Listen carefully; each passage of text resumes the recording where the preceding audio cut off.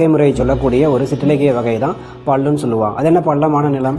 விவசாயம் சார்ந்த பகுதி, அதாவது பார்த்தீங்கன்னா வயல் சார்ந்த பகுதியில் வாழக்கூடிய மக்கள் யாருன்னா பள்ளன் பள்ளி என்கின்ற உழவன் உலத்தியர்னு சொல்லுவாங்க. இப்போ அவங்களுக்கு இடையே நடக்கக்கூடிய அந்த ஊழல் அல்லது அந்த வாழ்க்கை முறையை தெளிவாக அல்லது நகைச்சுவையோடு சொல்லக்கூடிய ஒரு சிற்றிலக்கிய வகை தான் பள்ளு என சொல்லுவாங்க. சரிங்களா? அப்போ இதற்கு நம்ம என்ன விளக்கம் எடுத்துக்கலாம்? பள்ளமான விவசாய நிலத்தில் வாழக்கூடிய பள்ளன் என்கின்ற உழவனுக்கும் பள்ளி என்கின்ற உலத்திக்கும் இடையே நடக்கக்கூடிய ஊழலை நகைச்சுவையோடு கூறக்கூடிய சிற்றிலக்கிய வகை தான் பள்ளு என குறிப்பிடுவாங்க. சரிங்களா? இப்போ இதற்குண்டான சிறப்பு பெயர் என்று வரும்பொழுது தேர்வில் ஒரு முறை கேட்கப்பட்ட ஒன்று உலத்தி பாட்டுன்னு குறிப்பிடுவாங்க. அது இல்லாமல் மருதநில நூல் அல்லது மருதநில நந்தா விளக்கம் என சொல்லுவாங்க.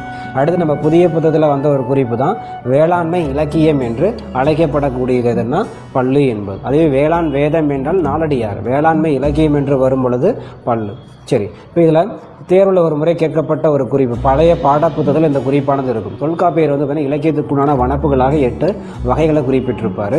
அதில் புலன் என்ற ஒரு வனப்பை சார்ந்தது தான் சிற்றிலக்கியமான அந்த பள்ளி என்பதுன்னு சொல்லுவாங்க. அப்போ புலன் என்னும் வகையை சார்ந்த சிற்றிலக்கியம் என்ன என எக்ஸாம்லேயே வந்து கேள்வி கேட்டிருக்காங்க. ஆக தொல்காப்பியர் குறிப்பிடக்கூடிய புலன் என்ற இலக்கிய வகை எதுன்னா பள்ளு என்பது. சரி, அடுத்து இந்த பள்ளு வகை இலக்கியத்தில் கிட்டத்தட்ட 150 வகைக்கும் மேற்பட்ட நெல் வகைகளும் 120க்கும் மேற்பட்ட மீன் வகைகளும் குறிக்கப்பட்டுள்ளன. அப்போ இதன் அடிப்படையாக ஒரு பழமொழி என்ன சொல்கிறாங்கன்னா, நெல்லு வகையை எண்ணினாலும் பல்லு வகையை எண்ண முடியாது என குறிப்பிடுறாங்க. நெல்லு வகையை எண்ணினாலும் பல்லு வகையை எண்ண முடியாது என சொல்லப்படுகிறது, ஒரு பழமொழியாக சொல்லுவாங்க.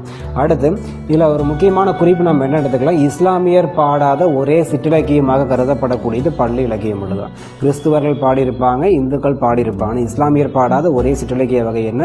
பள்ளு வகை.